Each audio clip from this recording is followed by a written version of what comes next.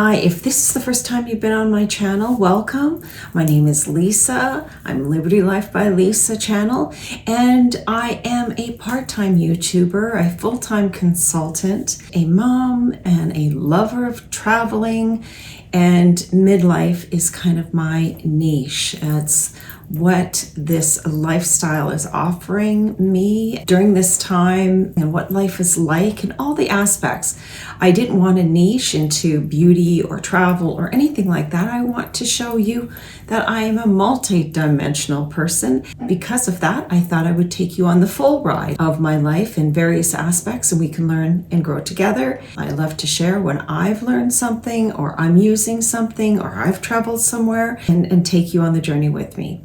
Today is all about renew, restore, rejuvenate. What are the kids saying? Glow up.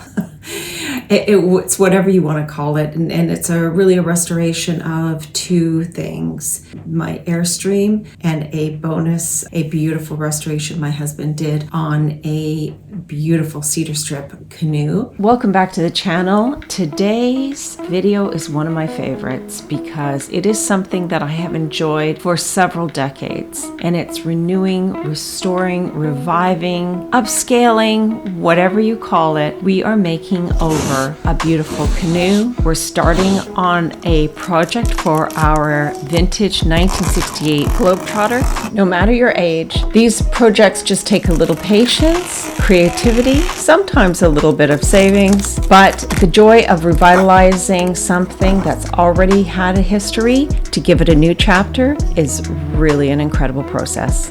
Okay, I'm very excited for this next project that we're embarking on, and that is our Airstream. So we have a 1968 Airstream land yacht. A friend of ours who does woodworking, in fact, he did this. He did our mudroom for us and all the cabinetry, and we are planning a trip this year to take, we call her Lola, to the States down to Oregon coast. We thought it would be good to do some fix-ups, some renos of the kitchen area, which is one of those areas that is used the most in the Airstream. We're going to do some tweaking, so come on, let's go.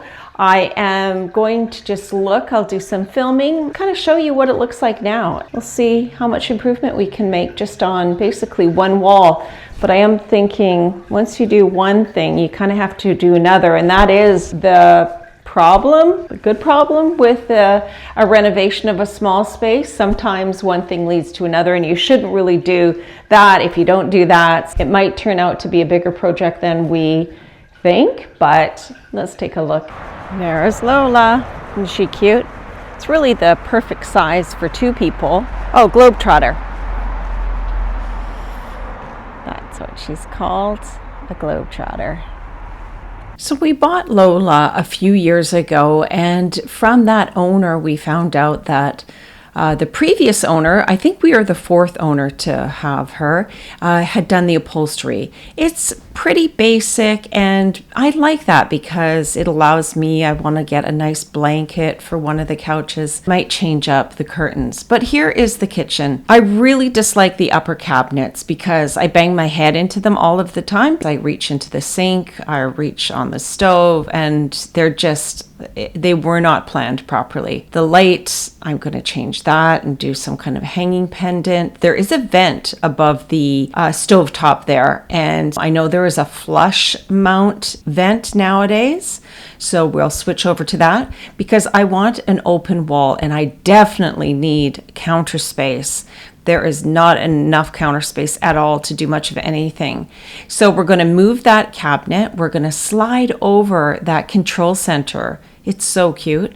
And I will show you my inspiration and my process now. But first, why don't we take a break and look at the canoe restoration? I cannot take any credit for this canoe restoration, but it was too interesting to me to not show it on the channel and just tie it in with this type of themed video. It is cedar strip canoe that my husband bought about 11 years ago, and we've just gotten around to restoring it. It was quite a process. I wanted to be involved with the removal of the fiberglass, which there's some kind of odd satisfaction to removing something like fiberglass. Then it took a lot of sanding.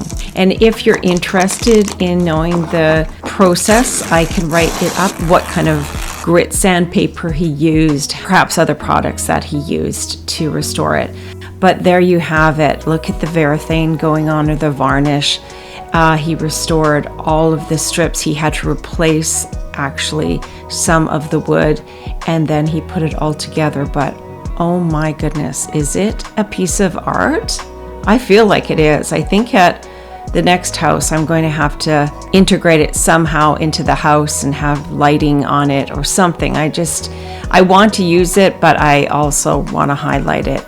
I will show you the final shots at the end of this video. Stay tuned. Okay, back to the Airstream. So the big question is, how do you get started with design?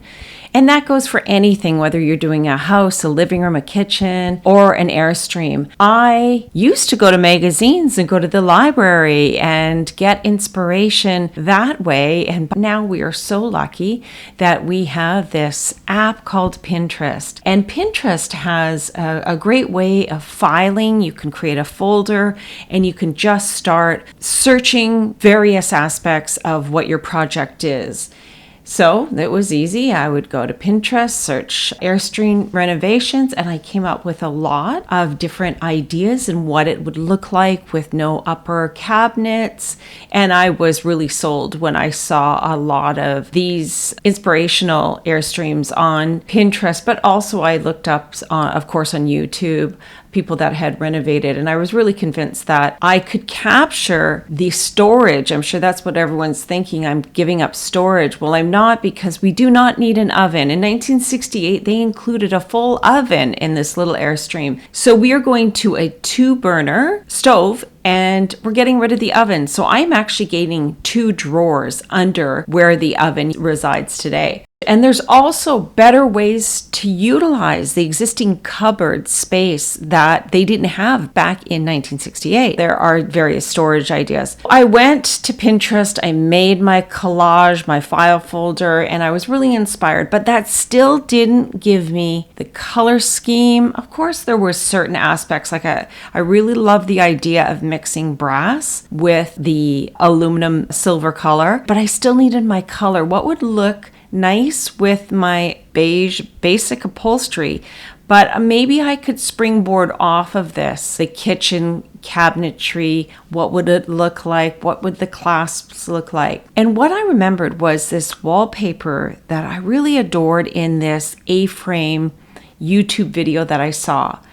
And I did some research, and it's called a willy-nilly map. Willy-nilly maps were founded by Adam and Wendy Pink, a British couple, in the 1940s. They mixed a blend of these geographical locations with this quirky, unique, cartoonish-like aspects to their maps. They have made some famous national park maps, including Yosemite, Yellowstone, and Mount Rainier, which is just south of us in Washington State. So what does this mean? Yes, it's an inspiration. And certainly because it's a map and this is a traveling Airstream, I think it really tied in nicely. But it's also going to lend me the color scheme, as well as I'm going to find it to make a wallpaper on the feature wall in the Airstream. Once I had my color scheme, my materials, then I started laying it out. And I just start drawing. I like drawing with Sharpies, graph paper, and I just enjoy seeing what different combinations look like. Of course, in an Airstream and in any kitchen or house, there are certain aspects to the utilities that you have to respect. I kind of wanted to keep the sink where the sink was, because I really love the window being right there. Keeping the stove where it is, because the connections to the propane are right there, but then upgrading everything else.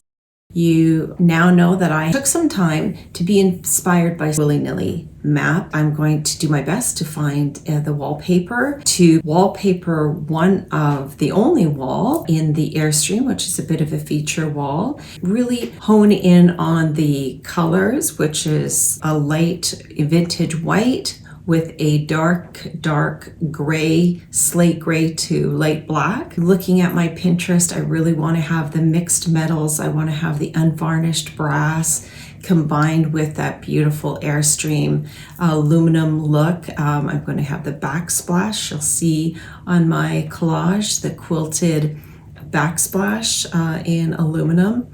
I want to take out the upper cabinets. I want to perhaps maybe paint. We'll see what's left up there in the demo. I'm very curious when we demo those cabinets to see how much the backsplash has to go up versus perhaps integrating some winter white, vintage white paint, and then have wood shelves with the brass bars. Maybe little brass bars at the top of the shelf, maybe, but having a brass underneath bar for hanging accessories, maybe a tea towel or a flower vase or whatever I can find to hang on the bar. That combined with a dark, I want the dark, this is where the black comes in. I want to do a dark countertop and I hope to waterfall it. I've researched that neolith is the lightest of all of the stones, so I wanted to integrate stone. And this is a travel trailer, so you don't want it to be too heavy, but taking that into consideration, I'll see what it's like to have a thin, dark, leathered neolith stone with a hopefully with a creamy white vein. And I'm not sure about the cabinets yet. I'm not sure I'm going to have the built-in cabinet face, which you see down there in the green inspiration photo. I'm not sure if I'm going to paint out the cabinets or whether I want just wood. And then the latches and the pulls. So right now we're in the phase of we know who's going to do the job for us, and now we're resourcing all of the products from this 2-burner stove top to the sink, the faucet, what kind of shelving, what kind of wood, what color tone and stain, to actually become inspired by something that your jumping off point for your design. It takes a bit, so I'm happy that I'm really stoked about my color scheme, my integration of unvarnished brass with the aluminum, with the dark countertop. It's all good. So now it's demo, taking the Airstream to its location that will be done, and then resourcing and buying the stone, the aluminum, the stove, the sink, and what I mentioned. I hope to take you along with me. I'll probably make a few more videos on this. For those that are interested or actually have an Airstream or trailer, you'll find it super interesting, I'm sure. But for those of you that are just curious on what this process is like, and I'll share the costs with you as well, follow along. I hope you enjoyed the video, and I'll see you on the next one. Bye, everybody.